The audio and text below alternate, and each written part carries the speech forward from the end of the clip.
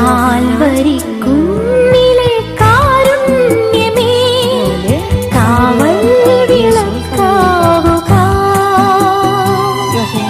കൂരിരുൾ പാതയിൽ മാനവർക്കെന്നും നീ ദീപം കൊളുത്തിയിടുക.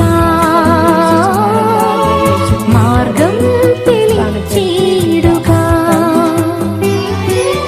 കാൽവരി കുന്നിലെ കാരുണ്യമേ കാവൽ വിളക്കാവുക.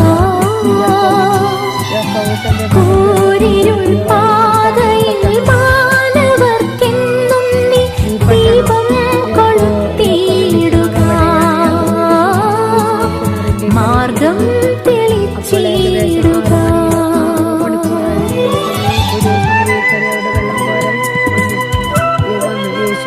എനിക്ക് കുടിക്കുവാൻ തരിക എന്ന് പറഞ്ഞു. അവൻ്റെ ശിഷ്യന്മാരാകട്ടെ ഭക്ഷണ സാധനങ്ങളും വാങ്ങാൻ പട്ടണത്തിലേക്ക് പോയിരുന്നു. ആ സമരിയക്കാരി അവനോട് ചോദിച്ചു, നീ ഒരു യഹൂദനായിരിക്കെ സമരിയക്കാരെ എന്നോട് കുടിക്കുവാൻ ചോദിക്കുന്നത് എന്ത്?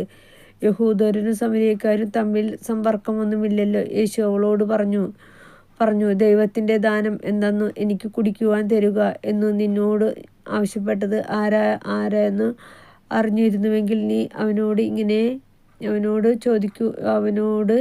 ചോദിക്കുകയും അവൻ നിനക്ക് ജീവജലം തരുകയും ചെയ്യുമായിരുന്നു. അവൾ പറഞ്ഞു, പ്രഭു, വെള്ളം കോരാൻ നിനക്ക് പാത്രമില്ല, കിണറോ ആഴമുള്ളതും. പിന്നെ ഈ ജീവജലം നിനക്ക് എവിടെ നിന്ന് കിട്ടും?